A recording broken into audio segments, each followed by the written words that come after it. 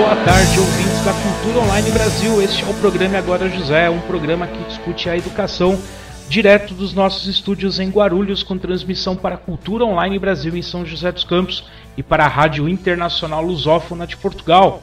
O programa Agora José de hoje, um programa diferente, que não vai necessariamente discutir a educação, mas vai trazer um tema de urgência e de grande relevância que a gente espera que possa contribuir com as suas reflexões, e inclusive, se você for professor de história, vai ajudar muito no seu debate com os seus alunos. Hoje nós estamos aqui com os professores Fábio Luiz de Souza, ele que é historiador, assessor pedagógico, administrador do site e do canal do YouTube Nossa História, e William Roberto Ponte, que também é historiador, também é assessor pedagógico, autor do livro La Isla e administrador do blog Degustando História. É um imenso prazer ter esses nobres camaradas aqui no programa e vamos começar com a pergunta mais óbvia que existe, que é: o que está acontecendo na Turquia? Bom, o que está acontecendo na Turquia é atualmente uma verdadeira caça às bruxas, né? O Erdogan, depois que sofreu um golpe de Estado frustrado, resolveu colocar as mangas de fora e eliminar todos os opositores. Eles que tinham abolido a pena de morte em 2004 para poder justamente fazer parte da União Europeia, pensam agora em voltar com a pena de morte justamente para dar fim absoluto a esses opositores de Erdogan. Então, na minha opinião, o golpe não poderia ter servido de uma forma tão bem servida a um suposto ditador como foi esse golpe de Estado frustrado na Turquia.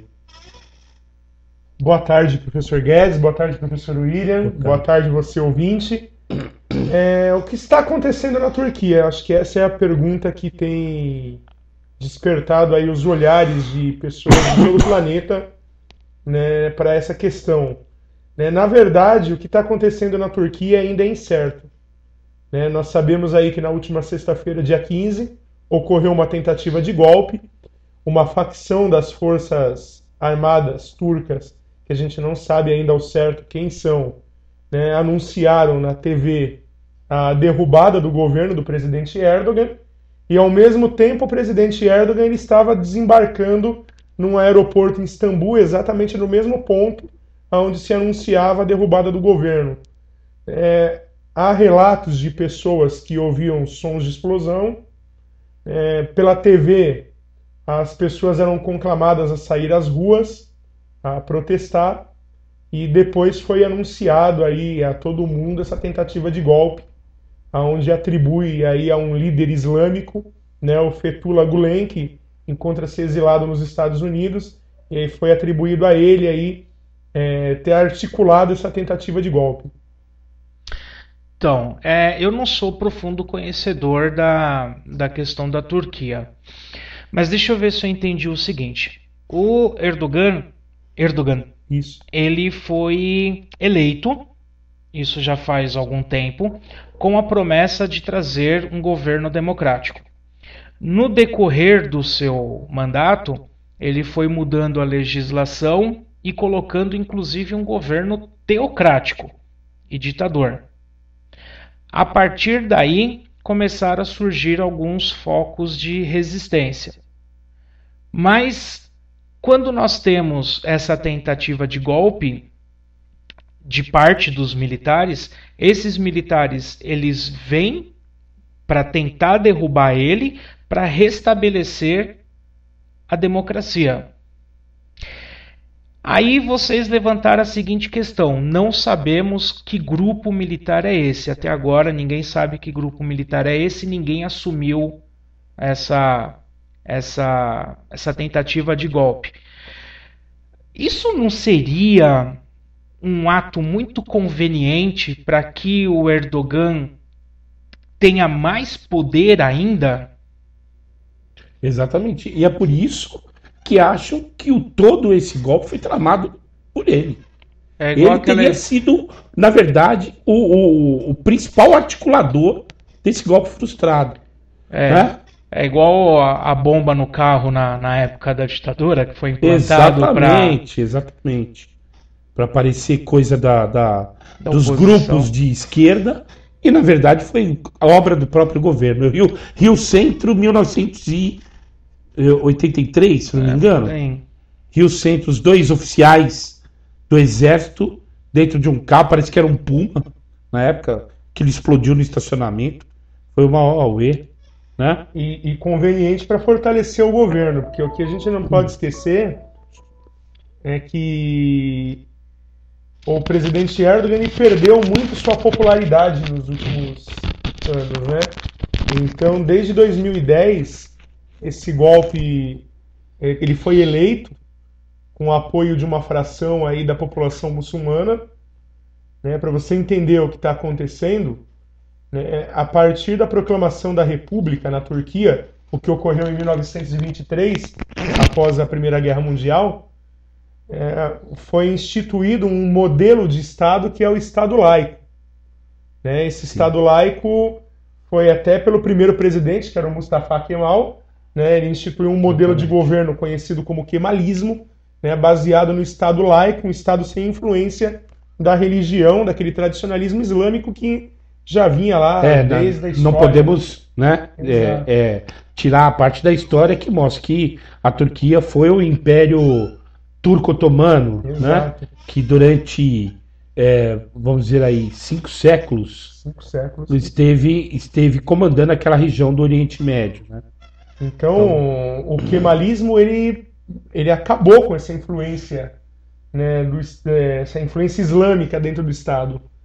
E quando o Erdogan foi eleito, né, após um referendo, ele foi eleito em 2014, né, após um referendo que ocorreu em 2010, que reestabeleceu a democracia na Turquia.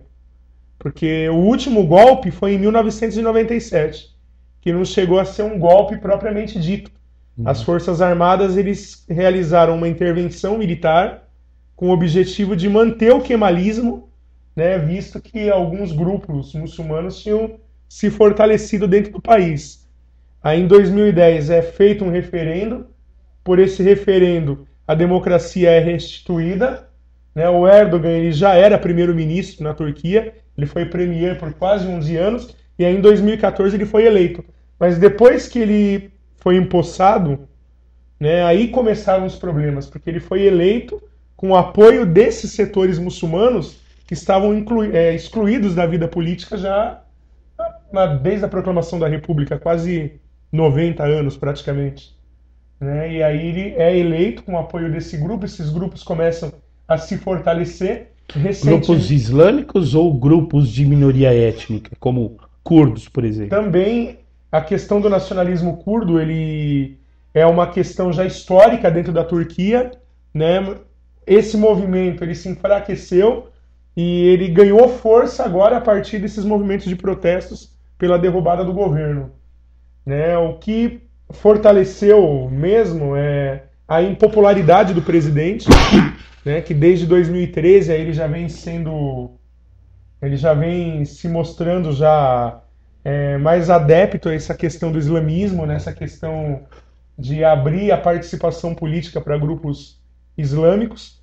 Só que depois que ele chega ao poder, ele muda totalmente as suas ações de acordo com o discurso.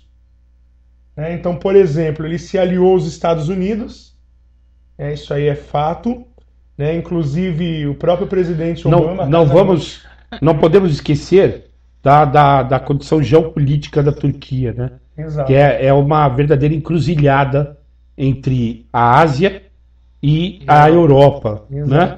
Então é um ponto estratégico. Quem tiver influenciado a Turquia, ou seja, sobre qual grande nação a Turquia estiver sob influência, né, ela praticamente vai estar, né, numa posição estratégica muito favorável. A Turquia ela é um barril de pólvora no Oriente Médio. Sempre foi, desde a sua história. A gente não pode esquecer o caso dos armênios, né? Exato. Né? O massacre do povo armênio, o genocídio armênio, provocado pelos turcos que queriam o território, né, da Armênia para incorporar, né, ao seu país. Exato. E quando o Erdogan ele chega ao poder, ele muda totalmente as suas ações pelo discurso que ele tinha feito. Agora, recentemente, estourou uma bomba lá de denúncias de corrupção envolvendo a alta cúpula do governo. Né? Então, um a um, os ministros, né, o muro de arrimo do Erdogan começou a ser exposto. Né? Até mesmo no esquema de corrupção de desvio de petróleo para o Irã, né? Quebrando um acordo internacional. E a postura do presidente Erdogan é o que o professor William falou, a verdadeira caça às bruxas.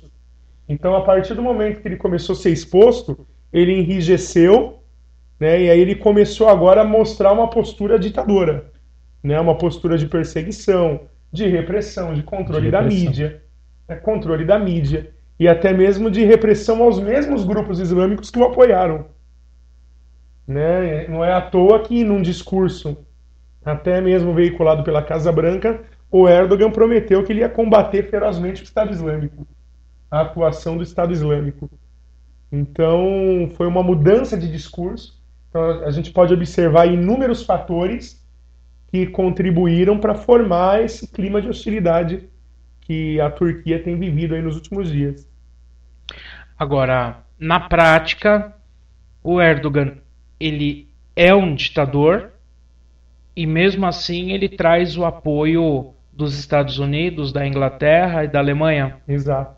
Tá, mas tudo bem. Dentro desse apoio que os Estados Unidos, a Alemanha, a Inglaterra dá à Turquia, isso não acaba trazendo mais poderes ainda para que ele realmente concretize uma ditadura, ou seja, acabe indo na contramão daquilo que as nações do Ocidente pregam, que é a democracia? Isso não é meio contraditório dentro desse sistema, ou não?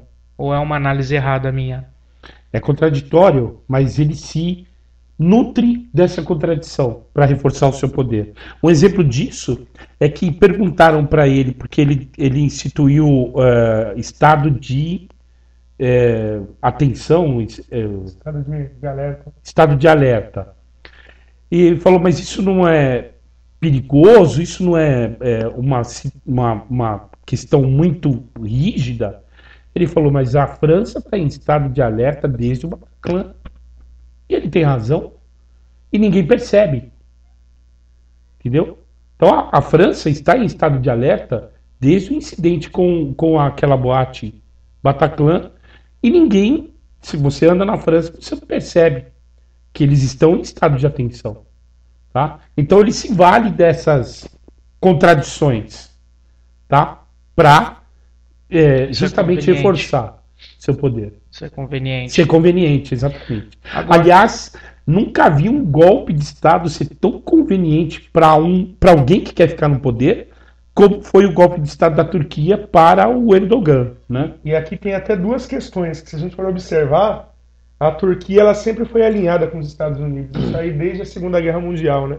Quando a Turquia entrou na guerra ao lado dos aliados e logo depois aí ela passou a pertencer às Nações Unidas e passou a participar também da OTAN. Então a Turquia, depois, ali no contexto da Guerra Fria, ela foi uma guardiã dos interesses capitalistas no Oriente Médio. Então esse é um motivo que mostra, né, realmente a articulação desse golpe, né, novamente mostrando interesses, né, dos Estados Unidos por detrás disso. E a gente não pode esquecer também que os Estados Unidos, eles financiam os golpes, né? Então isso aí já é histórico também. E consequentemente, né, as ditaduras. As ditaduras, né? Exatamente. Todas as ditaduras na América Latina, elas tiveram participação dos Estados Unidos. Então eles são especialistas em patrocinar golpes, em financiar golpes. Exatamente. E aquelas chamadas ditaduras que vão contra os Estados Unidos, aí eles invadem para que a partir da força se estabeleça a democracia. Que é o caso, exatamente, com a treta com o Saddam Hussein na época. Exato. Exatamente. Ainda mais a gente for pensar... Saddam Hussein, Irã, Contras, né? Sim, o Irã também. Irã contra. E ainda mais a gente pensar no caso do Iraque, né? Eu gosto muito daquele documentário do Michael Moore, onde ele deixa bem claro que se existe um país que não representava nenhuma ameaça para os Estados Unidos, esse país Era o Iraque, era o Iraque. então não Era o havia Iraque. motivos aparentes para combater o terrorismo no Iraque. Ainda mais sabendo que o Osama Bin Laden, que era o inimigo de Estado, ele era saudita, não era iraquiano. Né? E o coração da Al-Qaeda era saudita. Agora, logo que esse golpe foi anunciado, segundos, né, desse golpe ter sido anunciado, eles já jogaram isso nas costas de um grupo, que eu não me recordo o nome desse grupo. E esse grupo, inclusive, tem representantes aqui no Brasil. E esse grupo diz: não fomos nós não temos interesse em dar golpe para assumir o governo. Não sei se vocês sabem ou lembram que grupo é esse que eu estou falando. Sim, é um grupo religioso, não me lembro o nome. Não são sefaditas, alguma coisa assim? Não. É, alguma coisa parecida. Eu não me lembro exatamente o nome desse grupo. É o grupo que era liderado, se eu não me engano, pelo próprio Fethullah Gulen, não é? Esse mesmo grupo Sim. que tem influência dentro da Turquia, né? E é o grupo também que foi atribuído por conta da própria liderança, inclusive eles foram abolidos dentro da Turquia. É uma das medidas pós-golpe, né? O Erdogan aboliu até a influência, limitou a influência do Gulen dentro da Turquia, mesmo ele estando erradicado em outros países. O grupo Fethullah Gulen. Não, esse é o líder. Esse é o líder. Ah, tá, o grupo de Fethullah Gulen. Isso. Então, esse Fethullah Gulen, ele que está sendo acusado de patrocinar o golpe. Ter dado o golpe. Ele é um líder religioso. Eles foram até amigos no passado, não foram? Sim. O Gulen e o Erdogan. Mesmo porque a gente não pode esquecer que o Erdogan ele ganhou as eleições presidenciais por conta de apoio das facções muçulmanas dentro da Turquia. Hizmet. Hizmet, isso. Hizme, né? Hizme. Eu lembrava que era com um H, mas não lembrava. É o Hizme. Hizme. E aí eu cheguei a ver algumas reportagens, acho que foi na própria Folha de São Paulo, não sei se foi o da Carta Capital, agora eu não vou me lembrar, dizendo que realmente que eles não têm nada a ver com isso, que eles não têm nada... E a questão é que eles pregam um islamismo mais moderado, não são tão radicais como outros grupos. E esse grupo do Erdogan dentro do islamismo, ele é um grupo mais radical ou não? Como é que funciona essa relação deles com o Islã? Da figura do presidente Erdogan? Então, hoje ele tem reprimido todos os movimentos islâmicos dentro da Turquia, né? Então, a realidade é que hoje ele não tem apoiado nenhum movimento islâmico. Esse grupo Hizme, que é liderado pelo Fethullah Gulen, ele é um grupo moderado, mas eu acredito particularmente que é pouco provável que eles sejam os autores do golpe. Porque se o golpe foi dado pelas Forças Armadas com o objetivo de restaurar o kemalismo, ou seja, o fundamento do Estado laico, né, então essas mesmas Forças Armadas não iriam apoiar um grupo religioso, né, de tendência muçulmana dentro desse contexto aí do golpe. Agora é muito engraçado, né, a situação como o Erdogan se encontrava durante o golpe. Esse grupo ele chegou a invadir uma emissora de televisão, mas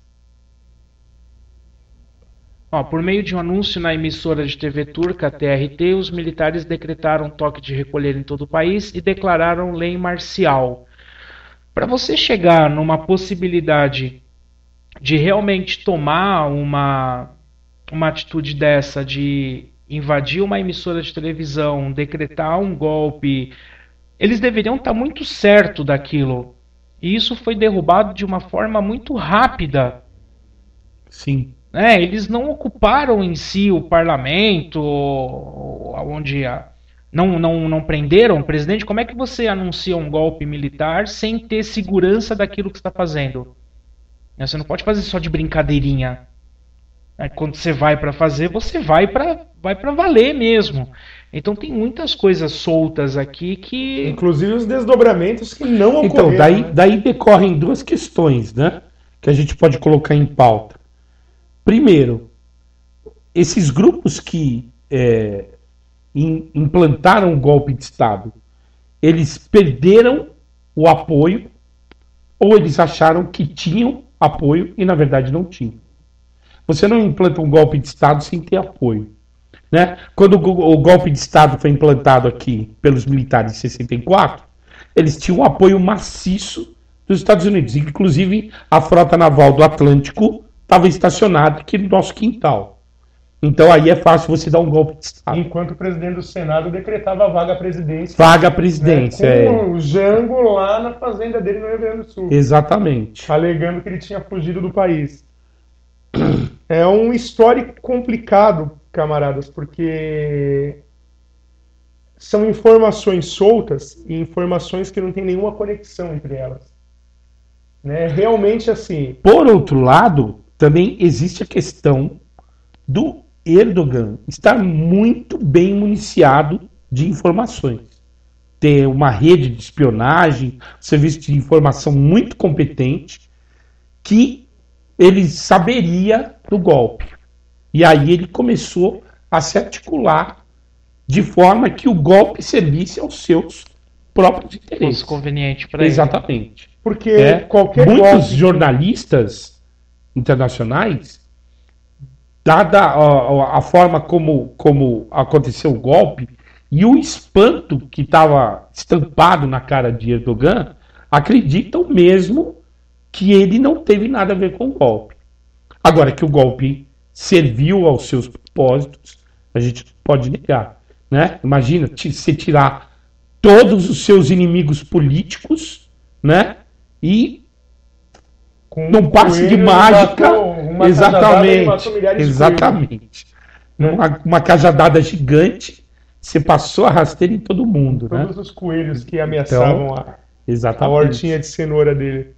Eu acho que o livro de cabeceira do Erdogan deve ser Maquiavel, o príncipe, né? Para quem os fins, né? Para quem os meios justificam os fins.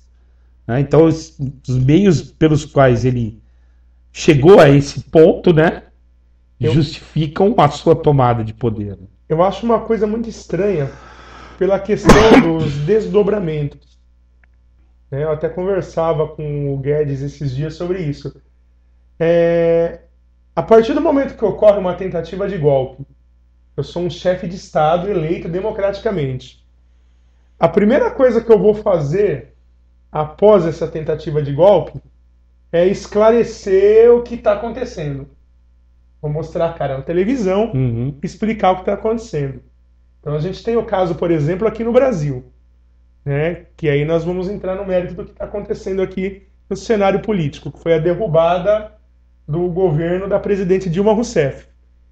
No dia seguinte à derrubada da presidente Dilma, a primeira coisa que ela foi fazer é dar uma entrevista ao jornalista Glenn Greenwald, do jornal Intercept, no Rio de Janeiro, né, para explicar todos os interesses que havia por parte da direita por detrás da sua derrubada. Então, agora voltando para a Turquia. Um presidente que sofreu um golpe de Estado, ele não esclarece ao mundo o que tentou acontecer, o que aconteceu. Ele não esclarece, porque eu acredito assim, se fosse um golpe realmente contra o governo Erdogan...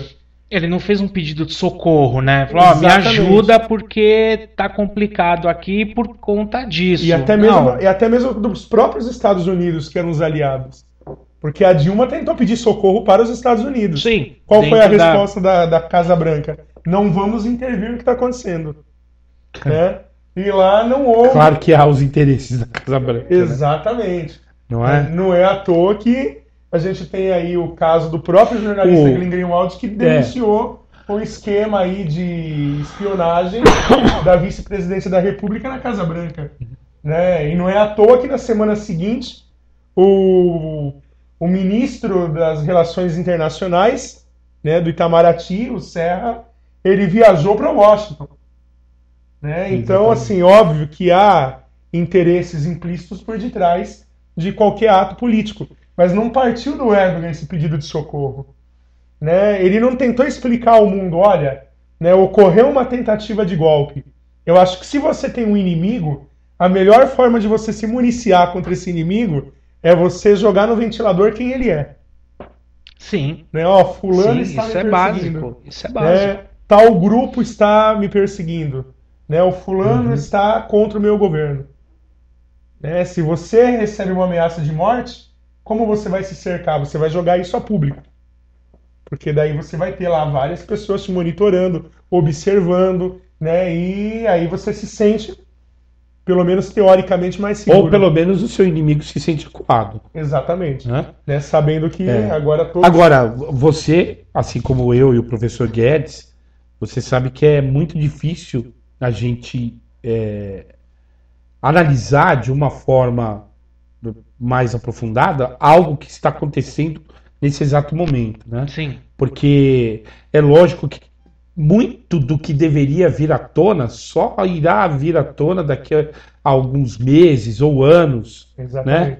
Então, basta lembrar a Segunda Guerra Mundial. A gente até hoje se surpreende com novas informações sobre a Segunda Guerra Mundial. Não é à toa que a própria... Eu estava lendo esses dias uma matéria do Carta Capital, né? A própria jornalista fala, olha, até o final, né, da redação desse texto, a situação ainda é incerta. É incerta, exatamente. Ainda é incerta. E se para jornalista é incerta, imagina para nós, historiadores ou analistas, né? Analisar uma situação que está acontecendo é muito complicado. Exatamente. É muito complicado porque a gente ainda não tem todas as informações necessárias. E as poucas informações que a gente tem nos assustam. Exato. Né? Porque a gente vê essa postura ditatorial do Erdogan, né, nesses últimos meses de governo, a perseguição aos opositores políticos, uma tentativa de golpe que, né, como vocês falaram, querendo ou não, fortalece o governo Erdogan. Exatamente. Né, e isso possibilita que ele centre o poder ainda mais. Inclusive uma denúncia não, seria uma reportagem que eu estava lendo essa semana, né, que há um projeto de lei na mesa do Erdogan, né, na verdade não é um projeto de lei, é um projeto de um referendo para acabar com o parlamentarismo na Turquia. Né, então, para transformar a Turquia de uma república parlamentarista a uma república meramente presidencialista. Então, se nós formos observar todos esses acontecimentos, mais uma vez, reforça a centralização do poder. Né? Então, o que pode acontecer? Um país sem legislativo, né? Um país que substitui o parlamentarismo por um presidencialismo.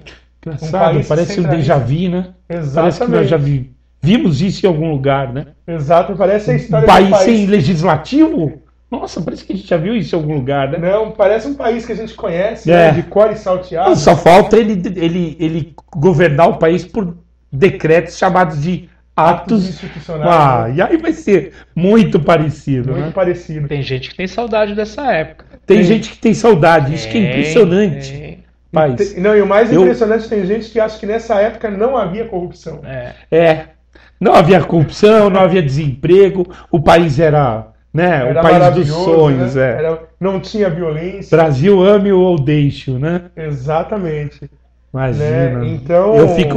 Eu fico às vezes surpreso de ouvir esse tipo de declaração. Na época da ditadura a coisa era diferente, não tinha roubo, não tinha corrupção. Era coisa linda, você podia sair na rua tranquilamente. O que não tinha era jornalista para investigar isso. Ou Ministério Público, né? Ou até mesmo a imprensa livre para poder noticiar. Para poder noticiar. Porque a imprensa estava sob censura.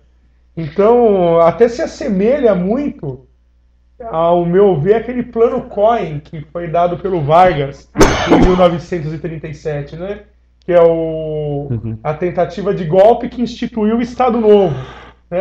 Vamos aí criar uma ameaça, dizer que os comunistas estão tentando dar um golpe de Estado. Exato. E aí a gente, eu tenho que me manter no poder para poder controlar a situação. Exatamente. Né? É uma coisa bem conveniente. Então, tudo isso fortalece para uma centralização do poder. E, ao meu ver, isso é perigoso. Então, a população turca tem que estar atenta. né? Tem que estar atenta por dois motivos. Primeiro, porque a Turquia já é um país que tem um histórico de golpes de Estado, Sim, né? O que já torna esse exatamente. risco, né, real. Exatamente. E tem que estar atenta por um segundo motivo, porque a Turquia é uma das poucas nações democráticas no Oriente Médio onde a tendência são ditaduras. Né? Então, haja visto aí a situação da Líbia e do Egito, que agora, recentemente, passaram aí por uma espécie de uma segunda primavera árabe. Sim, Né? A Líbia conseguiu derrubar o Muammar Gaddafi, ditador, né? E o Egito, o Hosni Mubarak também. Bom, então, há pouco tempo, eu não eles diria conseguiram bem retomar. derrubar, né? Aquele linchamento do Gaddafi, eu não diria bem derrubar o Gaddafi, né? Foi exatamente um massacre, né? Um massacre, Gaddafi, né? Não que ele não tenha merecido, sem Exato. dúvida. Né? Mas a Agora, direita diz que não. Né? o que está me assustando é que o mundo está passando por transformações e a Turquia é só uma pequena parte disso. A pontinha do iceberg. A pontinha do iceberg. Se nós analisarmos, por exemplo, os Estados Unidos apoiando Donald Trump para a presidência, um cara xenófobo, um cara racista, um cara preconceituoso como ele. É um retrocesso muito ou grande. Se nós pegarmos a Inglaterra, que acabou de sair da Comunidade Econômica Europeia e está fechando suas fronteiras para os imigrantes, né? É um retrocesso muito ao mesmo grande, né? passo que ao longo pelo menos nas últimas décadas do século XX, se impôs a globalização, agora nas primeiras décadas do século XXI, né, essa globalização ela começa a ser fragmentada. Então, a globalização fica muito claro que ela é bem-vinda do ponto de vista econômico, mas não do ponto de vista político, social, étnico, etc, etc. Isso é uma coisa que está caminhando de uma forma muito rápida e a gente não sabe aonde que isso vai dar. Quais serão os desdobramentos? A França como um epicentro de vários atentados.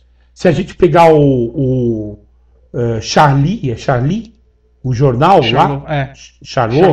Charlot, né? Desde aquele atentado muçulmano ao Charlot, porque eles publicaram uma sátira sobre Maomé, até Nice, em que o cara pega o caminhão e desgovernadamente sai matando todo mundo, né? A gente vai ver que o epicentro agora do terror não é mais Nova York, Washington.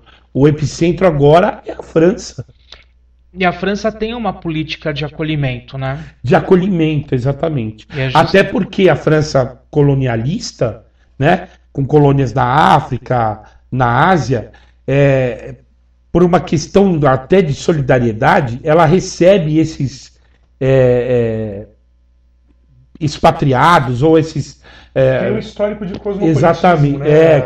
Também, né? Mas ela recebe, até por uma questão de solidariedade, africanos das suas ex-colônias, asiáticos da Indochina e tudo mais.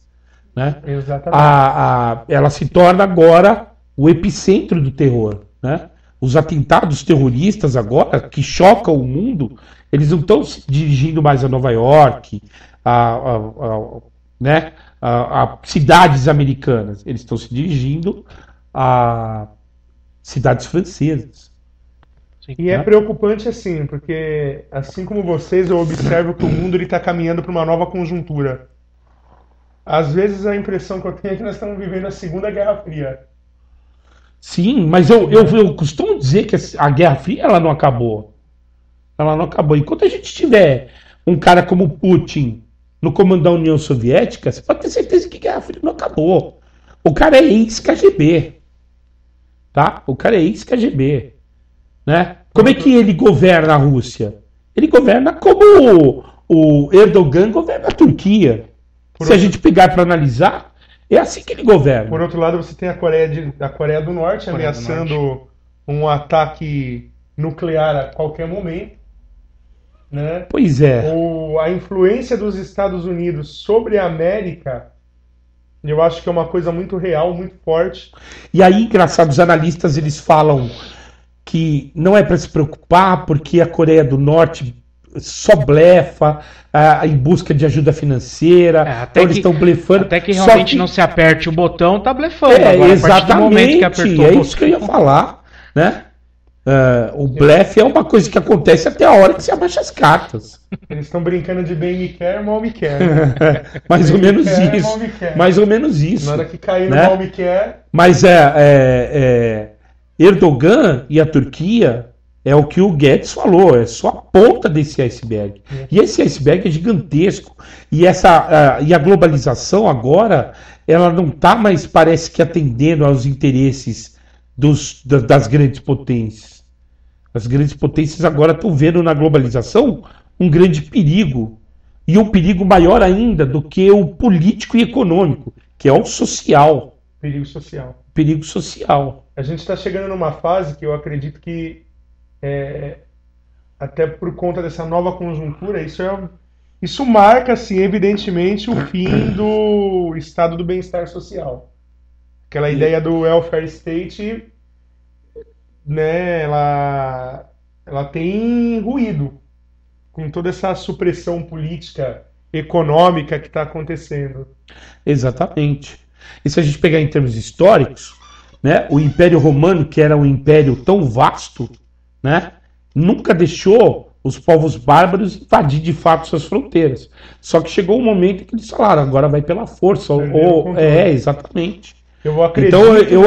Eu acredito que ações violentas ainda virão. Muitas ações violentas.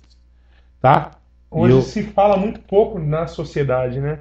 A atual conjuntura ela tende mais mesmo para a política, para a economia, né? Acredito que até por isso eu acredito no welfare state, mas, né, como o estado de propiciar esse controle econômico tanto por parte da sociedade quanto por parte da iniciativa. Exato. Das iniciativas econômicas, né? Mas a conjuntura, ela tende mesmo para esses confrontos e o lema é dane-se a população, dane-se o modo de vida. Então a gente tem conflitos. Se a gente for comparar até aqui na América Latina, a questão da Venezuela, né, que está passando por uma das piores crises, tanto política quanto econômica, né, o povo saindo às ruas, né, o governo Maduro enfrentando ali altos protestos. Então é uma conjuntura que parece que o mundo está caminhando no mesmo sentido. Né? Parece que é um contexto internacional. O Maduro, enquanto cria do Chaves, né, ele não tem o mesmo carisma do Chaves. Sim. Ambos têm o mesmo... E nem mesmo o mesmo jogo vai político. Pela força. E nem o mesmo jogo político. Ele não é tão político como o Chaves. Exatamente. Então é bem provável que a gente vá ver a derrubada do governo Maduro. Com certeza. Né? A tensão que está se instalando na Venezuela está levando a isso. Né? E eu não sei até que ponto isso é saudável para uma sociedade. Né? Como, por exemplo, eu fico imaginando na Turquia a mentalidade das pessoas. Você sabe que está um golpe de Estado em curso, mas você não sabe quem apoiar. Você não sabe quem é o herói e quem é o vilão. Você liga a TV conclama para sair às ruas. Tudo bem, sair às ruas, mas lutar por quem? Sim. Por quem? Né? Contra quem? Quem é o inimigo? Exatamente. É mais ou menos como aquela Mas eu acho que o Erdogan, ao contrário da maioria dos ditadores do Oriente Médio, ele não cerceou a comunicação pela internet, tudo, mas ele tirou os agentes, né? Vamos dizer assim, os agentes históricos e políticos do cenário. Sim. Então aí, o que acontece? Não importa você ter internet, um jornal livre, se você não tem a notícia, se você não tem o agente da notícia. Que vai divulgar. Você entendeu? Né? Não sei se eu estou me expressando direito, sou meio falho de comunicação. Eu estou navegando aqui no site do El País e aqui está falando que só 20 mil militares, juízes, policiais já foram exonerados, estão fora. O Ministério da Educação afastou 15.200 funcionários suspeitos, né? Então, a partir de uma suspeita, você demite o cara, você prende ele, revogou a licença de 21 mil professores que trabalhavam nas escolas, suspeito de envolvimento com atividades terroristas. Agora, isso é uma coisa muito abstrata, eu te acusar de atividade terrorista com base exatamente em quê? É o que vocês falaram no começo, que é a caça às bruxas, né? Se você ser acusado, se você ser acusado de ser bruxa, pelo simples fato de ser acusado, você vai pra fogueira. E é o que está acontecendo lá. Pode ser um bode expiatório. Olha, o senador McCarthy fez isso nos Estados Unidos. Em 1577, professores universitários também tiveram a sua demissão. Isso era de se esperar, né? Então você vai mexendo com os agentes ali e você não sabe até que ponto... Exatamente. Exato. A ideia é assim, precisamos simular um golpe porque o governo tem que ser mais centralizado e a gente precisa encontrar uma via de fazer com que o povo apoie isso. Exatamente. Só que vamos ter que quebrar alguns ovos nesse percurso, né? E algumas cabeças também. E algumas cabeças vão ter que rolar para poder atender aos nossos interesses. Eu acredito que o Erdogan, ele estava muito bem municiado de informação. Uma pessoa que sofre um golpe e consegue ganhar de virada, né? Tirando São Paulo, só o Erdogan. Você entendeu? Tá perdendo e ganha de virada, você entendeu? Essa é a história. O Erdogan estava perdendo e virou o jogo e agora está ganhando de virada. Está com mais poder ainda. Agora a questão é até que ponto a população da Turquia vai apoiar Erdogan. No mesmo site aqui do El País, que eu estava navegando, tem uma notícia aqui, o título da postagem é "A rua é de Erdogan". A rua é de Erdogan. Ou seja, a grande maioria que foi para as ruas estava apoiando as medidas um governo extremamente impopular, um governo que até o mês passado, né, era o foco dos protestos, era o alvo desses protestos, agora ele começa a ganhar o povo. Mas, por outro lado, insisto que isso é preocupante, porque entra aquela questão, esse é o caminho? Né, derrubar... É uma situação crítica, porque você não sabe o que fazer. Né, apoiar um presidente a se manter no poder, ou vamos lutar para tirá-lo do poder? Né, o Brasil fica melhor com Dilma ou sem Dilma? Né, com a Venezuela. Vai ficar ruim de qualquer jeito. Mas a questão do Brasil, assim, se a gente for buscar um culpado pela saída de Dilma, a gente vai ver que foi a própria população. Porque se não fosse essa pressão da população, eu duvido muito que esses políticos, os deputados federais, os senadores ainda não, né? Claro, não chegou ainda na parte deles. Mas duvido muito que os deputados estaduais pedissem a cabeça dela. Então apesar que foi tudo muito bem orquestrado, né? Ainda mais se a gente tomar por pressuposto aí que os próprios deputados que derrubaram a Dilma naquela sessão, eu diria, bizarra, né, são domingo sangrento. O domingo sangrento são os mesmos domingo nojento, né, são os mesmos deputados que um mês antes estavam lá almoçando no Palácio do Planalto, jantando no Palácio da Alvorada. Exatamente. Né? Então entra aquilo de novo, interesses. Bom, então a gente tem basicamente 10 minutos para encerrar essa discussão. E aí, para encerrar essa discussão, o que a gente pode abordar com relação ao que nós conversamos aqui hoje? Agora, o que esperar dessa situação, não só na Turquia, mas como, né, vocês fizeram essa contextualização, do que esperar do cenário global. Né? Exato. A questão do Trump também, né, que foi bem colocado aqui. Aqui no Brasil a gente tem o nosso Trump, né?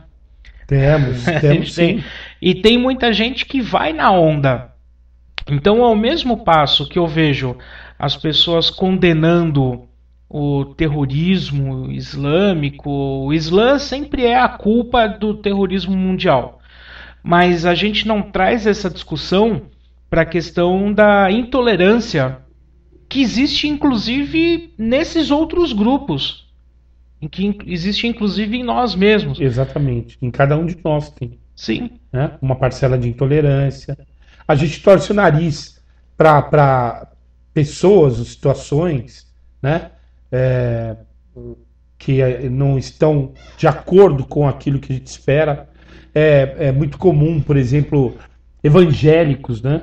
Então, sem generalizar, mas um grupo bem representativo. E uma coisa que eu queria dizer é o seguinte: embora o Erdogan esteja tentando fazer isso na Turquia, eu diria que é humanamente impossível desvincular política de religião.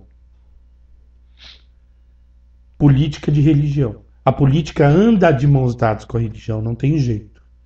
Né? Isso vem desde a antiguidade. Se a gente pegar os primeiros governantes desse planeta, eles eram teocráticos. Era Deus e rei. Então não dá para desvincular a política de religião. A política sempre esteve de mãos dadas com a religião.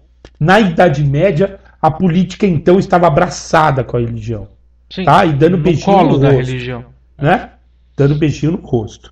Então não dá, não. Aqui no Brasil, né, muito se fala, por exemplo, do perigo dos evangélicos estarem cada vez em maior número dentro das esferas políticas do poder. Realmente é assustador. Se a gente parar para analisar, é assustador. Por que é assustador? Porque cada grupo religioso tem o seu lado fundamentalista. É aquele que pega o seu livro sagrado, põe debaixo do braço e anda somente de acordo com as regras do seu livro sagrado. Ou da forma com que ele interpreta. Ou da forma como ele interpreta o livro sagrado, que nem sempre é boa. Tá? Fundamentalismo nunca foi uma coisa boa.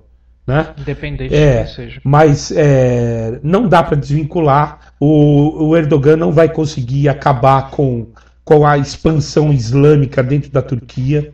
Ela vai acontecer. Ela pode não acontecer no reinado dele, mas no reinado de outra pessoa ela vai acabar acontecendo. Porque a máxima do Islã é essa: é expandir. Né? É a jihad, que não é guerra santa, é esforço. É o esforço de tornar o colega um muçulmano. Né? Assim como o crente quer que todo mundo seja crente, o católico quer que todo mundo seja católico, o judeu, enfim. Né? Mas é isso que acontece. Então, e o cenário global, assim como a gente aqui, a gente está analisando, mas de longe. Tá? Estamos todos vendo isso aí, meio perplexos. E a situação é que a gente vai esperar para ver como os acontecimentos vão se desenrolar, para ver o que vai ser da Turquia. Mas muito provavelmente eu acredito que Erdogan continue no poder. Não mais se ele tem o apoio da sua população. É isso que acontece. Fábio. Eu acredito, como o William falou, que o Erdogan ele não vai conseguir suprimir os grupos islâmicos. Nem ele, nem as Forças Armadas, e nem tampouco o outro presidente, porque o islamismo ele é histórico na região do Oriente Médio. Né? Então isso aí já vem desde ali da formação, ali no deserto da Arábia, da expansão pós-Maomé, até a questão mesmo do Império Turco-Otomano. Então é uma questão histórica, você não consegue apagar a história de um país. Né?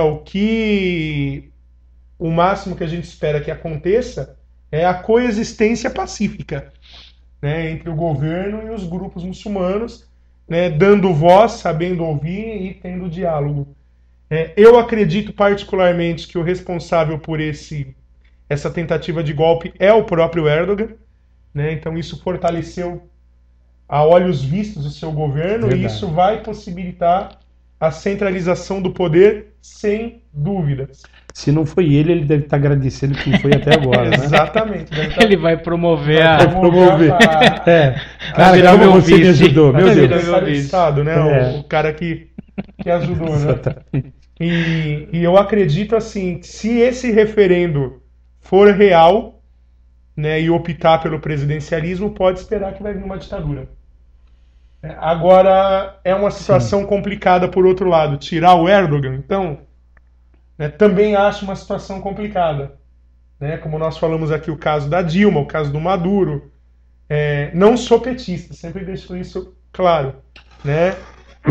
O PT cometeu várias falhas, mas... Sério, você não é petista? Não sou. Eu sempre achei que fosse. Eu também. Né? E eu sou crítico em analisar as falhas que o PT cometeu no governo. Uma delas foi trair a população e ir para o lado da negro burguesia, da força. né? Foi pro lado escuro da força. Né? Mas também não vejo a retirada de um governo democraticamente eleito como uma solução. Né? Para mim não é solução. Eu sou da ideia que solução para governo que a gente não gosta ou solução para governo ruim é ir às ruas pressionar. Sim. E aprender a votar direito. Exatamente. Aprender a votar direito. Como que se derruba um direito. governo ruim? Nas urnas. Gente, eu não sei se isso é verdade. Eu tenho uma aluna que ela me confidenciou que lá onde os parentes dela vivem, no interior do Cariri, no sertão do Agreste, eles receberam uma carta um pouco antes das eleições, e a carta era do PT, dizendo que se votasse em outro partido, que o Bolsa Família ia acabar. Né? Bom, achei isso estranho, mas depois mais 2 ou 3 pessoas ainda falaram isso para mim. Eu ouvi algumas notícias sobre isso. O mundo da política é um mundo podre e nojento. Exatamente. Então você... Da mesma forma que você pode dizer, olha, o próprio PT está colocando essa carta que é para fazer as pessoas votarem. Você também tem uma outra interpretação. Exatamente. Olha, eu que sou seu inimigo vou fazer essa carta como se você estivesse assinando que é para te prejudicar. Então, sim, eu não acredito, mas também não desacredito. Porque... Mas eu acredito que muitas pessoas... Claro, muita gente... Até não acreditaram, mas não quiseram pagar para ver. Sim, vai que, né? Então, a minha interpretação é governo ruim, né, não se tira pela força. Sim. Isso é antidemocrático. O governo ruim se tira nas urnas, votando certo, né, votando em candidatos que têm propostas. Por quê? Uma derrubada de governo, por motivo, pode ser... Mas ela desestabiliza tudo. Não querendo te cortar, você como um grande marxista que é, e que acredita nas estruturas do Marx, você sabe que a estrutura chamada Estado foi criada para atender, né, não a população em geral, né, mas uma pequena parcela dela. A burguesia. Exatamente. A elite. Você entendeu? Então o Estado ele foi criado para isso, né? Exato. Então não dá para gente o governo ruim se tira nas urnas. O governo ruim a elite tira da forma que ela quiser. Basta lembrar da marcha pela tradição, família e propriedade, né? E é o que está acontecendo, porque se nós formos olhar quem que apoiou a saída da Dilma e a eleição do Temer, empresários, industriais, a Fiesp, setores conservadores. Exatamente. Então, eu acredito na manutenção da democracia. E qualquer atitude que seja antidemocrática, isso estremece as instituições. Eu acredito. A gente ainda está aprendendo o que é democracia. Né? Exato, nós temos uma jovem democracia que está completando 20 anos. Nós temos uma defasagem de 21 anos com relação a processos democráticos. A nossa história aqui não é muito distante da Turquia em termos de golpe de Estado, né? A nossa história ela se intercala com golpe e democracia. Eu acho que o primeiro passo em direção à democracia é acabar com o voto obrigatório. Esse é o primeiro passo. Talvez seja uma das medidas, né? Aí a gente pode fazer um outro programa. Exatamente. Sobre Para outro programa. Discutindo a democracia. Esse é o cuidado que eu acho que a população no geral tem que ter. Né? Porque uma retirada brusca de um soberano democraticamente eleito, isso estremece as instituições. Seja na Turquia, seja no Brasil, seja em qualquer outro lugar do mundo. Isso torna as instituições mais vulneráveis. Né? E abre vamos excetuar a Turquia, né? Nesse cenário. Porque ninguém conseguiu tirar o Senhor dos Anéis, né? O Erdogan. Parece nome de Senhor dos Anéis. Exatamente. Mas lá ainda caminha para um desfecho, talvez, acho que não tão favorável para a população turca. Né? Eu acredito que realmente na Turquia o que está vindo aí é uma ditadura. Né? Seja com ou sem Erdogan. Vamos continuar acompanhando. Bom, eu queria agradecer muito o Fábio e o William. Eu sei que se deixar, a gente fica o dia inteiro, a semana inteira, discutindo sobre isso e tomando outras vertentes, discutindo sobre vários assuntos. Queria agradecer muito mesmo, de coração, a disponibilidade de vocês terem vindo até aqui para a gente poder gravar esse programa. Então, fica aqui a recomendação para vocês acessarem o canal do Fábio, o site do Fábio, Nossa História, e do William, o Degustando a História. Eu espero que este breve momento de discussão e de reflexão tenha ajudado a te trazer mais dúvidas, porque a dúvida, né, é um princípio para a construção do conhecimento. Então, é isso. Gostaria de agradecer muito a sua participação, a sua audiência. Agora a gente encerra o nosso programa às 19 horas. Às 20 horas vem Felipe de Souza com Noites de Domingo, encerrando o domingo e dando início a uma nova semana. E para quem nos assiste pelo YouTube, por favor, deixe seus comentários, escreva o que você achou, o que você concorda, o que você discorda. Curta o nosso vídeo, compartilhe com seus amigos para a gente poder continuar discutindo sempre a educação. Valeu, obrigado Fábio, obrigado William. Foi um prazer enorme. Muito legal, muito bacana. Muito legal mesmo. Foi muito Agora bom a gente fazemos essa reflexão aqui. Legal. Eu diria que é mais uma reflexão do que um debate propriamente. Sim, sem dúvida. Valeu, obrigado, um forte abraço e até semana que vem. Boa semana pra você. A festa acabou. Se você não quer perder nenhuma notícia da educação, nenhum programa e agora José, você se inscreve no nosso canal, clica na catraca, enviar para mim todas as notificações desse canal e dá o OK. Se você já foi inscrito, clica na catraca e apenas clique em enviar para mim todas as notificações desse canal e clique em salvar. Agora, se você quer constantemente ser atualizado com as principais notícias da educação, acesse facebook.com/prog.eagorajosé e visite a nossa página em que constantemente você será atualizado com as principais notícias da educação. Para isso, você curta a nossa página, clique aqui em curtir e no seu feed de notícias, clique aqui em ver primeiro. Pronto. Assim, as principais notícias da educação vão aparecer na sua linha do tempo e você vai ser sempre atualizado com os vídeos do programa E Agora José. Um forte abraço e vamos juntos discutir a educação.